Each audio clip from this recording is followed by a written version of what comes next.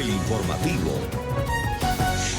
Una buena tarde tengan todos. Ruth del Salto los saluda con esta actualización de las noticias internacionales en el informativo de NTN 24. Vamos a empezar con los... Comienza el informativo. Gracias a todos por su sintonía. De la expectativa a la incertidumbre. De manera abrupta ha concluido la segunda cumbre entre el presidente de Estados Unidos, Donald Trump, y el líder de Corea del Norte, Kim Jong-un, en Vietnam. El mandatario estadounidense se fue de Hanoi sin alcanzar un acuerdo sobre desnuclearización con el dirigente norcoreano. Trump explicó que Kim ofreció desmantelar un reconocido centro de investigación nuclear a cambio de levantar todas las acciones sobre Corea del Norte y que Estados Unidos había rechazado esta oferta. Básicamente querían que se levantaran las sanciones en su totalidad y nosotros no podíamos hacerlo. Estaban dispuestos a desarmar gran parte de las áreas que queríamos, pero no podíamos renunciar a todas las sanciones por eso.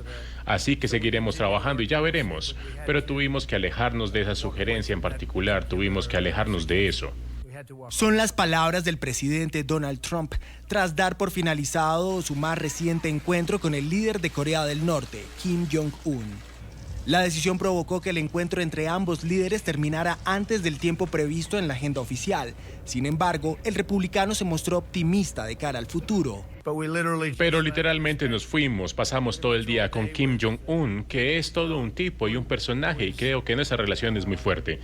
Pero en este momento teníamos algunas opciones y ahora decidimos no tomar ninguna de las opciones y veremos a dónde nos lleva. Pero fueron unos 2 días muy interesantes y creo que fueron 2 días muy productivos también. Pero a veces tenemos que irnos, a veces hay que irse. No hubo almuerzo de trabajo y tampoco ceremonia de firma de una declaración conjunta en la que se esperaba que ambos gobiernos hablaran de posibles nuevos compromisos sobre desnuclearización e incluso se comprometieran a suscribir una declaración de paz en la península coreana. Él tiene una cierta visión y no es exactamente la nuestra, pero estamos mucho más cerca de lo que estábamos hace un año. Creo que al final llegaremos, pero para esta visita en particular decidimos que teníamos que caminar y ya veremos qué pasa. En un hecho sin precedentes, Kim Jong-un también dio sus impresiones de la cita diplomática al responder la pregunta de un periodista. Este periodo de tiempo fueron días en los que se necesitó mucho esfuerzo y resistencia y también mucha paciencia más de lo habitual. Al igual que Trump, expresó su optimismo en las próximas reuniones entre sus representantes. Confío en que habrá un resultado excelente que todos agradecerán y haré todo lo que esté en mi mano para que así sea. Y mientras tanto, la capital de Vietnam regresa a la normalidad después de que Donald Trump y Kim Jong-un abandonaran Hanoi. El reporte lo tiene hasta ahora Gesell Tobías, él es el periodista de nuestra cadena aliada La Voz de América. Gesell, adelante con tu reporte. Sin acuerdos, terminó antes de lo anticipado la segunda cumbre entre el presidente Donald Trump y el líder norcoreano Kim Jong-un en Hanoi, Vietnam.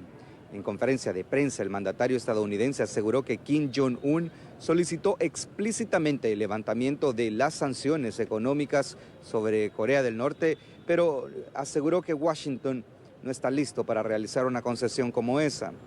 Con ese resultado también termina, al menos por el momento, la esperanza de iniciar un proceso verificable para que Corea del Norte se desnuclearice por completo.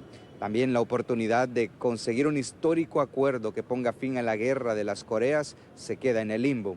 No obstante, el presidente Trump sostuvo que el inesperado resultado no necesariamente debe interpretarse como un fracaso. Aseguró que Kim Jong-un se comprometió a no reanudar las pruebas nucleares en la península coreana y sostuvo que la relación ya establecida entre ambas delegaciones es fuerte, lo que según él permitirá que las reuniones para avanzar los objetivos continúen. La agenda de la cumbre se descarriló cuando la jefa de prensa de la Casa Blanca, Sarah Huckabee Sanders, anunció la cancelación del resto de eventos programados para este día jueves, que incluía un almuerzo de trabajo y la firma de un acuerdo bilateral. El presidente Trump ahora mismo se encuentra en su avión presidencial regresando a Washington, en donde seguramente tendrá que enfrentar a los demócratas que catalogarán la reunión como un fracaso. Desde Hanoi, Vietnam, Gesell Tobías, Voz de América, para NTN 24. Gesell, gracias por ese reporte. Donald Trump, el presidente estadounidense, ha ofrecido una conferencia de prensa tras finalizar la cumbre con el líder de Corea del Norte. En ella se ha referido a Venezuela. El presidente de los Estados Unidos ha afirmado que su gobierno sigue comprometido con el envío de la ayuda humanitaria a los venezolanos. Sin embargo, ha reconocido que no ha sido un trabajo fácil, es más bien difícil por el bloqueo ordenado por el régimen de Nicolás Maduro. Tenemos a Venezuela que, como saben, ha estado en las noticias. Hemos estado enviando suministros que han entrado un poco más. No es algo fácil. Es difícil de creer que alguien diría no lo hagamos. ¿Qué diferencia haría? A no ser que es algo bueno para su pueblo. Pero estamos enviando suministros a Venezuela. La gente está muriendo de hambre. Y uno creería que la persona a cargo actualmente permitiría el ingreso de esos suministros. Los estamos llevando a algunas ciudades y áreas que más los necesitan y no es un trabajo fácil, de hecho es bastante difícil. Mike Pompeo también se ha referido a la ayuda humanitaria que aún se encuentra en la frontera en medio de su visita a Filipinas. El secretario de Estado ha afirmado que la administración de Trump sigue trabajando en los planes para hacer llegar esta asistencia internacional a los venezolanos. Pompeo afirmó que en las próximas 2 semanas espera tener avances reales sobre lo que ha calificado como un gran problema. Por su parte, el presidente interino de Venezuela va a continuar con su gira internacional. En la madrugada de este jueves, el mandatario encargado ha llegado a Brasilia, donde en horas de la tarde se va a reunir con el presidente Jair Bolsonaro. Antes de este encuentro, Juan Guaidó dialogó con embajadores de la Unión Europea, con quienes abordó la crítica situación de su país. El encuentro con los diplomáticos fue su primer compromiso en la capital de Brasil, a la que llegó procedente de Bogotá, Colombia, a bordo de un avión de la Fuerza Aérea. Brasil, 28 de febrero. Llegamos a sostener importantes reuniones de trabajo para construir las capacidades y la cooperación internacional que nos apoya en nuestra ruta hacia la libertad. Vamos bien, Venezuela. Y Rusia da un nuevo espaldarazo a Nicolás Maduro. El ministro ruso de Relaciones Exteriores, Sergei Lavrov, se va a reunir con la vicepresidenta del régimen venezolano, Delcy Rodríguez, mañana en Moscú. Según información entregada por la misma Rodríguez, se trata de una visita de trabajo, aunque se espera que el centro de la agenda sean las acciones adelantadas por el presidente interino Juan Guaidó y el apoyo que ha recibido de la comunidad internacional. Portavoces del Kremlin han descartado que Rodríguez vaya a reunirse con el presidente Putin. Al menos 8 toneladas de oro habría sacado el régimen de Nicolás Maduro de las bóvedas del Banco Central de Venezuela, sin pasar por los canales regulares que establece la ley. Esta denuncia ha sido hecha por diputados opositores. En Caracas, el tema lo desarrolla Oliver Fernández. Oliver, una buena tarde. Hola, buenas tardes. Según el diputado Ángel Alvarado, estas 8 toneladas de oro habrían sido sacadas desde el Banco Central de Venezuela en vehículos particulares. El día miércoles 20, jueves 21 y viernes 22 comienza una operación en la cual en horas de la noche con carros privados, no con blindados, sino carros con camionetas privadas y personal que no es el personal de seguridad, sin los controles administrativos, contables, sin el CENIAT, sin la seguridad interna del banco, pues se extraen por lo menos 8 toneladas de oro, que en este momento tienen un destino completamente desconocido. Aunque el diputado Alvarado no quiso dar los nombres de los testigos, aseguró que la información se filtró por los mismos empleados profesionales del Banco Central de Venezuela, quienes se han opuesto desde hace mucho tiempo a las políticas violatorias del régimen de Nicolás Maduro. Desde una persona que puede ser de personal de limpieza hasta altos rangos de personas que les duele lo que está pasando en Venezuela, que tienen conocimiento de esta situación. Y bueno, es así como en una colaboración basada en el artículo 333, en cuanto que todos los venezolanos investidos en una autoridad tienen el deber de restaurar el orden constitucional, es como se está evitando que se siga la usurpación por un lado y se siga este saqueo que se está haciendo a los bienes patrimoniales de la República. Los ciudadanos también han reaccionado a lo que han denominado un desfalco a la nación. Me parece extra mal porque eso es de los venezolanos, eso es para que no se lo roben así en la cara de uno. ¿Qué es eso? Aquí el gobierno hace lo que le da la gana, o sea, se roba la plata del venezolano porque cree que es de él. O sea, es plata nuestra y que nos está robando descaradamente. Están raspando la olla. O sea, que ya como que ya saben que lo que viene para ellos no es bueno, pues, y están como que ya dejándonos en la peor de lo que estamos. Y es que el 20% de las reservas internacionales se pudieran perder y se sospecha que este oro pudiera ser llevado a Arabia Saudita o a Turquía como uso privado de los recursos. Y pueden ser sacados del país, pues, en lanchas, en aviones privados, se desconoce, el procedimiento es completamente irregular. Y estamos hablando de una cantidad importante de las reservas internacionales, estamos hablando de que podría perderse o se ha perdido, podría llegarse hasta el 20% de las reservas internacionales en oro monetario que están en las bóvedas del Banco Central, y esto es sumamente grave. La Comisión de Contraloría de la Asamblea Nacional abrirá una investigación que será llevada a la sesión plenaria de la Asamblea Nacional para su discusión y para determinar responsabilidades. Es la información que manejamos desde Caracas. Continúen con más en nuestro Centro Internacional de Noticias. Gracias a Oliver por ese reporte desde la capital venezolana. Nicolás Maduro no solo bloquea los puentes fronterizos con Colombia, ahora los pone en riesgo de colapsar. Ha sido la denuncia hecha por Migración Colombia. En las últimas horas los contenedores que estaban justamente en las estructuras habían sido llenados con arena, otro tipo de materiales pesados. NTN 24 en el lugar de la noticia con Carlos Arturo Albino. Carlos, una buena tarde para ti.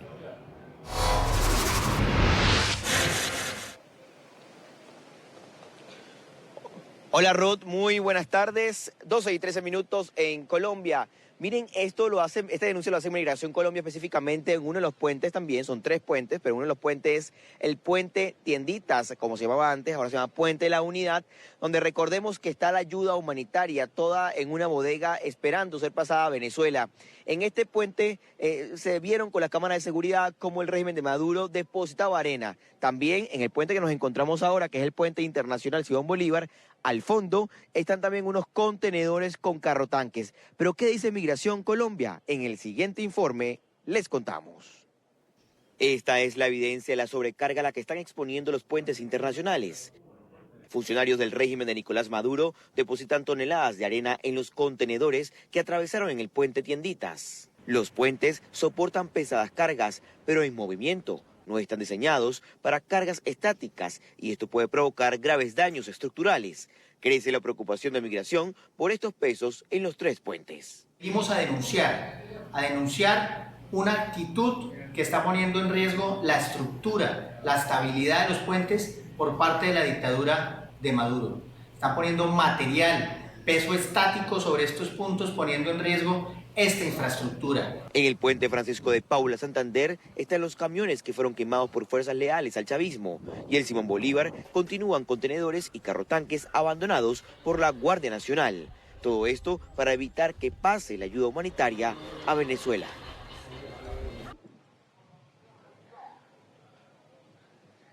NTN 24 continúa en la zona de frontera informando lo que está ocurriendo, tensiones debido a esta situación que se vive acá debido a la que no quieren que pase la ayuda humanitaria. Hay una cifra importante, Ruth y amigos televidentes, 567 militares ya están en Colombia. Los 567 militares le han dado la espalda al régimen de Maduro, cifra confirmada por Migración Colombia. Es la información que tenemos. Carlos Arturo Albino, NTN 24. Gracias a Carlos por ese reporte. Hablamos ahora de la Comisión Interamericana de Derechos Humanos ha otorgado medidas cautelares a Juan Guaidó. Así lo confirmó el representante permanente del gobierno interino de Venezuela ante la OEA, Gustavo Tarre. NTN 24 con los protagonistas de la noticia. Saludamos a Emiliana Molina desde Washington con el reporte. Emiliana. Hola, ¿qué tal? Muy buenas tardes. Pues nos encontramos en este momento con Gustavo Tarre, el embajador ante la Organización de Estados Americanos por Venezuela, quien acaba de salir de una reunión del edificio de la CIDH y nos va a contar un poco sobre lo que se llevó a cabo en esta reunión, embajador, y qué logró. Bueno, lo más que lograr es un anuncio de que Venezuela regresa al sistema interamericano de derechos humanos. Venezuela, y esto es una vergüenza para todos los venezolanos, se retiró del sistema interamericano, pretendió escapar al monitoreo y a la vigilancia de la Comisión y decidió retirarse también de la jurisdicción de la Corte Interamericana con sede en San José. Lo que estamos anunciando es que vamos a regresar. No solamente vamos a acatar todas las sentencias que se han dictado, sino que anunciamos la voluntad del Estado venezolano de aceptar todas las sentencias que se dicten en el futuro y que la Comisión Interamericana, apenas cese la usurpación en Venezuela, va a recibir una invitación para una visita in loco, como le dicen aquí, que es una visita en el lugar. Desde hace 17 años el Estado venezolano no le permitía a a la CIDH visitar a Venezuela y bueno, quien se esconde es porque algo tiene quien no quiere recibir esa visita es porque algo tiene que esconder. Embajador, ¿y ellos podrán entrar a partir de qué momento entonces? A partir del mismo instante en que se hace la usurpación, uno de los primeros actos del presidente Guaidó va a ser invitar a la comisión a que visite a Venezuela y a que lo siga visitando. Esto es muy importante, nosotros no queremos que investiguen lo que pasó, que es muy importante, queremos también que investiguen lo que pueda pasar en el futuro. Embajador, la CIDH le otorgó medidas cautelares también a Juan Guaidó. Cuéntame un poco de eso. La medida cautelar se otorga cuando una persona y una personalidad como el presidente encargado, con quizás igual o más fuerza, sufre un riesgo o está sometido a un riesgo. Juan Guaidó ha sido amenazado directamente por altos personeros de la usurpación y la comisión ha extendido la medida cautelar. La medida cautelar tiene un efecto mucho más moral y mucho más de impacto mundial que de efectivo resguardo, pero que sepa el gobierno usurpador que de producirse algo que afecte la integridad física de Juan Guaidó, la responsabilidad y la atención del mundo van a estar puestas sobre ello. Embajador, muchísimas gracias por acompañarnos. Esa es toda la información que tenemos desde las afueras del edificio de la Comisión Interamericana de Derechos Humanos. Emiliana Molina, regreso al Centro Internacional de Noticias. Emiliana, gracias por ese reporte. Y por primera vez en la historia, el Consejo de Seguridad de la ONU va a someter a votación 2 proyectos de resolución sobre la crisis en Venezuela. Uno ha sido redactado por Estados Unidos, que pide elecciones presidenciales creíbles, justas y libres. El otro es redactado por Rusia, condena cualquier acto de intervención en territorio venezolano. Alejandro Rincón, en la sede del organismo en Nueva York, nos reporta. Alejandro. Hola, buenas tardes. ¿Podrá o no el principal cuerpo diplomático del mundo sentar una posición colectiva sobre Venezuela? ¿Podrán o no los 15 integrantes del Consejo de Seguridad de la ONU aprobar cualquiera de estos 2 textos de resolución, o bien el presentado por Estados Unidos o bien el presentado por Rusia? Estas son algunas de las cuestiones centrales en esta jornada sin antecedente de votación del Consejo de Seguridad de Naciones Unidas, en donde hay 2 proyectos de resolución que se ponen a consideración para sentar esta postura a propósito de la crisis venezolana. De una parte, el de Estados Unidos, que busca hacer un llamado a elecciones presidenciales bajo el carácter de que la jornada democrática sea libre, justa y creíble. Y por el contrario, hay otro texto de Rusia opuesto a la intención de los Estados Unidos, que busca hacer un llamado para que la crisis venezolana sea resuelta por los venezolanos y que no tenga o implique ninguna acción de fuerza o intervención en el territorio venezolano. Estos son justamente los textos que serán sometidos a consideración en la tarde de hoy, aproximadamente sobre las 3 de la tarde, hora de la costa este de los Estados Unidos. En anticipación a esta jornada de votación, tuvimos la oportunidad más temprano hoy de hablar directamente con 2 de los países que tienen asiento permanente en el Consejo de Seguridad: Francia y Reino Unido, y en los siguientes términos ellos expresaron así su perspectiva sobre esta importante jornada de votación. Un caso político debe encontrar una solución política a una crisis política y creo que no debe ser de forma apresurada. Así que basado en esto, para nosotros es muy importante evitar el uso de la fuerza para encontrar una solución pacífica y política, como ya lo he dicho varias veces.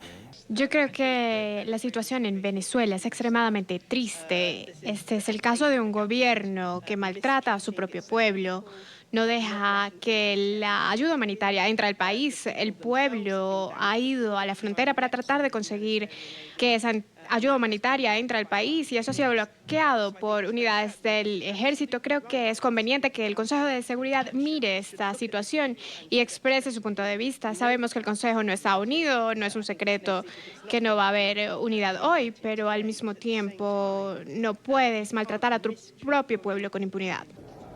Fuentes diplomáticas han anticipado a NTN 24 que Estados Unidos cuenta al menos con los 9 votos necesarios para que su texto de resolución sea aprobado. Sin embargo, se anticipa que Rusia, como uno de los asientos permanentes del Consejo, ejerza su poder de voto y neutralice el producto de esa decisión.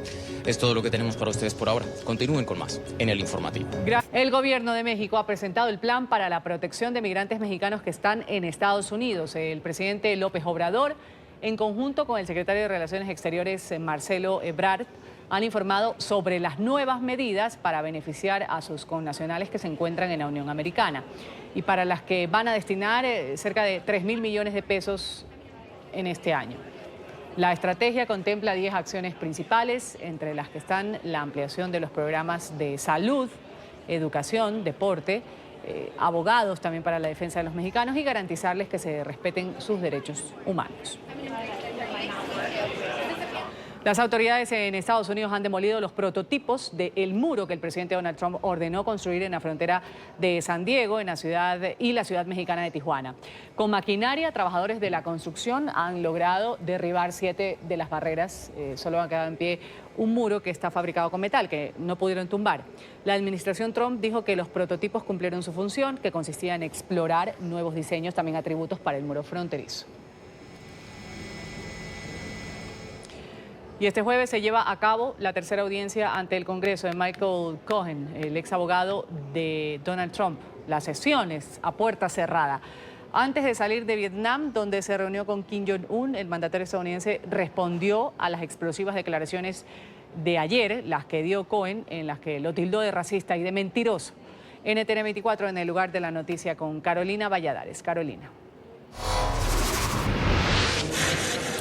¿Qué tal? Buenas tardes. Desde el Congreso de los Estados Unidos estamos justo a las puertas del Comité de Inteligencia de la Casa de Representantes, justo a nuestras espaldas, ahí lo ven, donde ahora mismo, desde hace ya más de 3 horas, Michael Cohen, quien fuera el abogado del presidente de los Estados Unidos durante más de 10 años, está dando su testimonio a este Comité de Inteligencia, pero eso sí, es a puerta cerrada.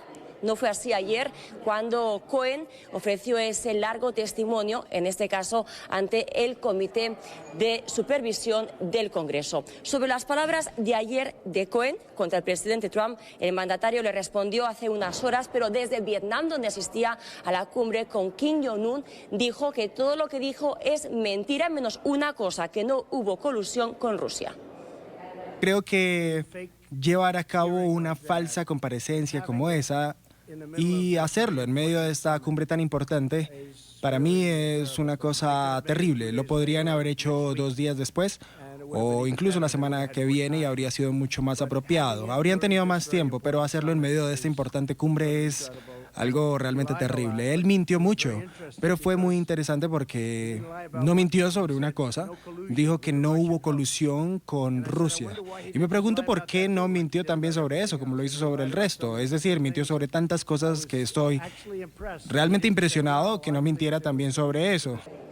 Y Michael Cohen soltó varias bombas de relojería en el día de ayer. Entre ellas mostró un cheque en el cual, según él, era la evidencia de que el presidente Donald Trump le había reembolsado el dinero que él supuestamente pagó a 2 mujeres que habrían tenido relaciones sexuales con el mandatario para así comprar su silencio. También dijo que el presidente Donald Trump estaba al tanto de la intención de Wikileaks de filtrar los emails de Hillary Clinton. ¿Tendría esto consecuencias legales? Muchos expertos opinan que sí, pero hay que saber si el Departamento de Justicia estaría dispuesto o no a abrir una investigación. Hay un largo proceso en el Departamento de Justicia con relación a Donald Trump, pero el testimonio de Michael Cohen proveyó también elementos importantes para una posible y futura investigación en el futuro respecto al señor Donald Trump. Es una investigación que en realidad podría involucrarlo con todas las interacciones que dijo con relación a Donald Trump.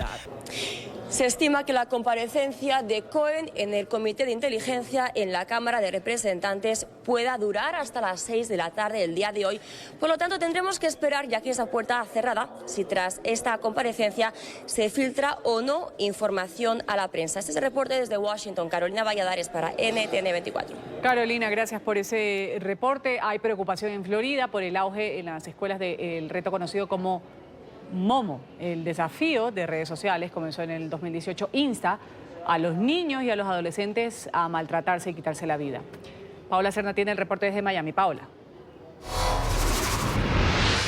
Hola. Hola, ¿qué tal? Buenas tardes. Pues nuevamente hay preocupación por esta reaparición del desafío del Momo, una mujer con una cara tenebrosa y cuerpo de gallina que a través de las redes sociales logra contactar a los menores de edad que están viendo videos, en esta ocasión videos infantiles. En algún momento los hackers logran entrar a estos videos y este Momo empieza a darles instrucciones para que se lastimen, incluso lastimen a sus familiares o ellos mismos. Ya el año pasado se presentaron 2 casos de suicidio que fueron atribuidos a este reto del Momo y nuevamente vuelven a presentarse denuncias sobre la reaparición de este terrible desafío. Me fui a hacer su desayuno. Cuando regresó a donde él estaba con una sábana en la cara del niño y estaba tratando de sofocarlo. Cuando yo me fijo y le pregunto que por qué lo estaba haciendo, él me dice que es que el Momo le había dicho que tenía que matar a su mamá y que tenía que hacerlo con su familia y sus amigos porque si no en la noche venía donde él. Cuando yo me percato y veo en la tablet, sí estaba hablando el Momo, tenía la cara del Momo y le estaba diciendo esas cosas y también tenía como una cancioncita que le decía a él que tenía que matar a la gente. Debido a que este reto cada vez se abre más posibilidades dentro del mundo virtual y alcanza diversas plataformas, incluyendo YouTube, pues los expertos recomiendan a los padres estar monitoreando en todo momento cualquier tipo de contenido que los menores de edad estén viendo a través de estas plataformas, ya que no se sabe en qué momento este reto del Momo pudiera afectarlos. La información desde Miami, soy Paola Serna para NTN 24. Paola, gracias por la alerta, el reporte desde Florida. Vamos a...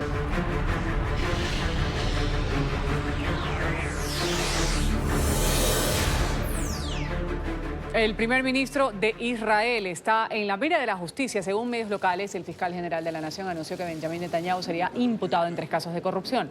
La fiscalía acusa al premier de fraude, cohecho y ruptura de la confianza. El partido político Likud, que lidera Netanyahu, se ha pronunciado asegurando que se trata todo de una persecución política, pues dicha decisión podría influir en los resultados de las próximas elecciones generales que van a desarrollarse en Israel el 9 de abril. Se espera que Netanyahu ofrezca declaraciones a la prensa en las próximas horas. Hoy se han conocido los videos de las cámaras de seguridad en la estación central de trenes en El Cairo, que captaron el momento en el que una locomotora chocó contra un muro en el extremo de un andén. Este hecho ha dejado 25 personas muertas, decenas de heridos. Tras el choque se registró una explosión y un incendio. Los 2 videos revelan la violencia de la colisión. Rescate en Jerusalén. Un hombre cuyo automóvil ha quedado atrapado por una inundación en un valle cerca de la Ciudad Santa fue rescatado por los equipos de socorro. Estas inundaciones repentinas han sido ocasionadas por las fuertes lluvias en la zona. El hombre fue llevado inmediatamente a un hospital donde es tratado por hipotermia. El primer ministro, a un mes para que se cumpla la fecha de la salida del Reino Unido de la Unión Europea, todavía no se ha logrado aprobar un acuerdo definitivo entre las partes involucradas. Las posiciones sobre el futuro de la frontera entre República de Irlanda e Irlanda del Norte, este ha sido uno de los temas que ha generado mayor división en la Cámara de los Comunes. Por ahora, abandonar el bloque europeo sin una resolución conjunta sería el escenario que el gobierno británico tendría que enfrentar. La fecha pactada de la salida de está programada para el próximo 29 de marzo.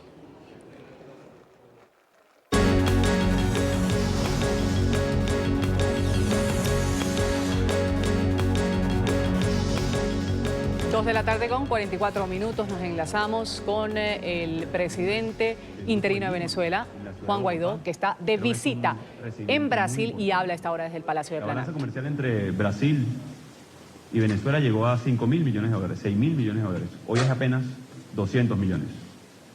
Eso, por supuesto, ha empobrecido a nuestra gente, producto de la corrupción desatada en Venezuela, producto de el ataque a los derechos humanos, producto del desmontaje del Estado de Derecho, el ataque a la empresa y la industria privada en Venezuela. Por eso hoy marca un hito esta reunión, este encuentro, esta cumbre, para rescatar un relacionamiento positivo que beneficie a nuestra gente, no a una empresa o a un pequeño grupo político, sino realmente a nuestra gente. En Venezuela hoy estamos luchando por elecciones libres, en el marco de la Constitución, democráticas, que logremos nosotros el cese definitivo de la usurpación al no haber habido elecciones libres en el 2018 en Venezuela. La exigencia es muy clara del pueblo de Venezuela: vivir en paz, encontrar alimento, trabajo, no caminar por la frontera. Así que no solamente agradezco el determinado liderazgo de Brasil por valores fundamentales: democracia, libertad, pero también el mirar al futuro, en rescatar ese sano relacionamiento entre nuestros pueblos, el generar empleo al elevar la balanza comercial.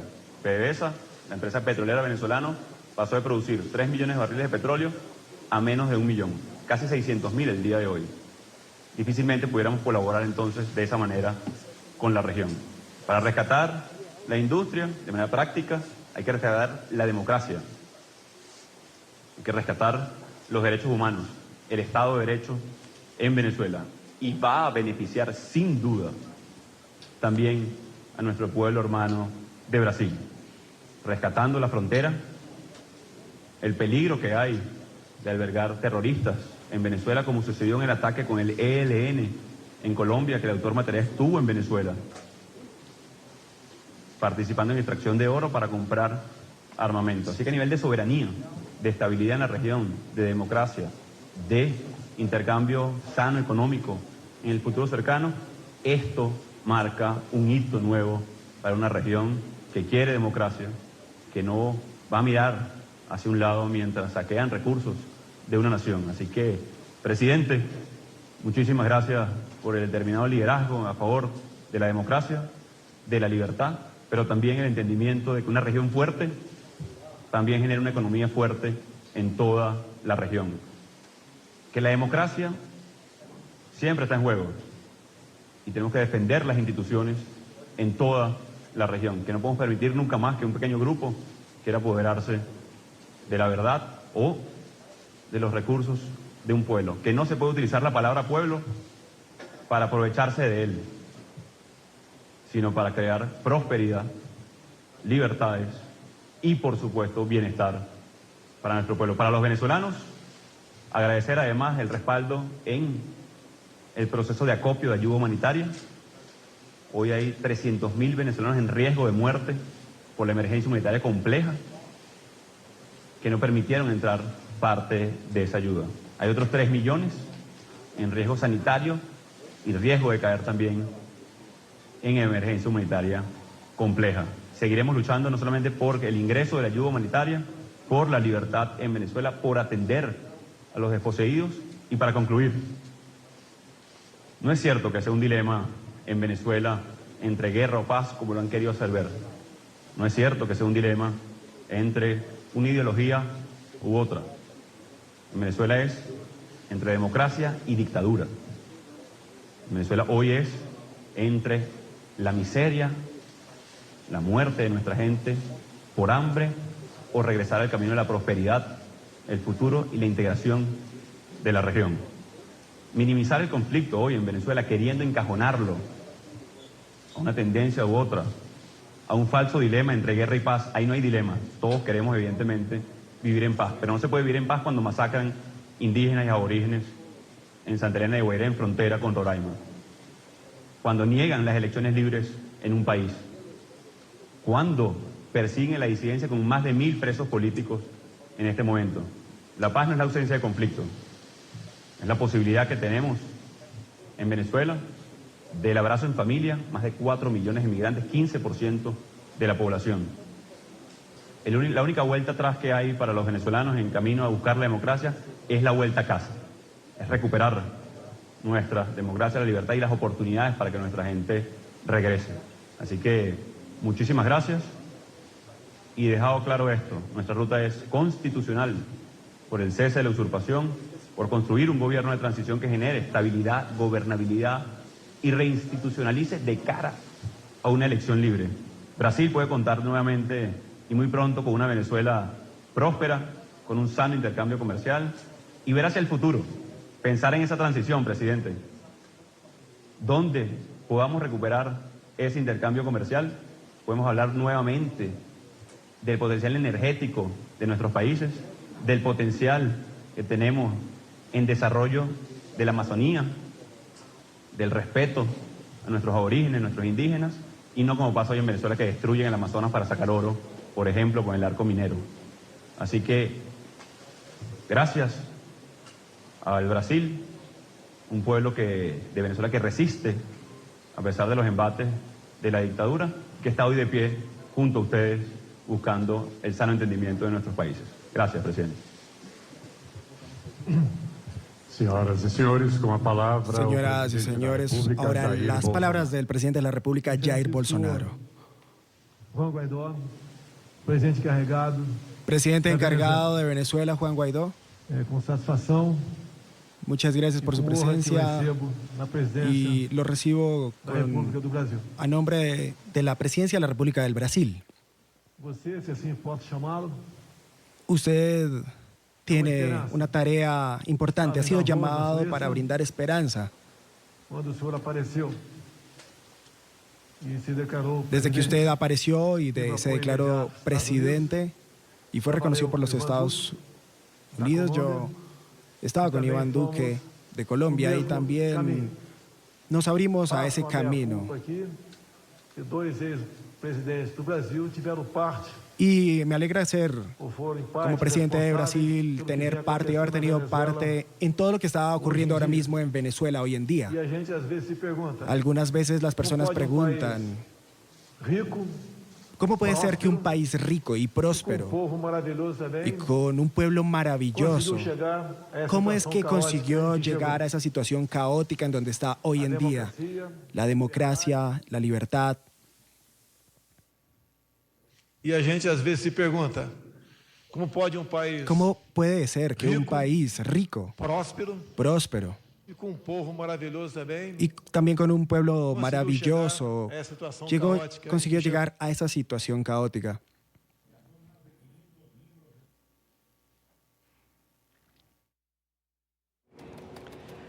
Es la visita que hasta ahora realiza el presidente interino de Venezuela, Juan Guaidó, en la sede del Ejecutivo brasileño, el Palacio de Planalto. Habla el presidente anfitrión, Jair Bolsonaro.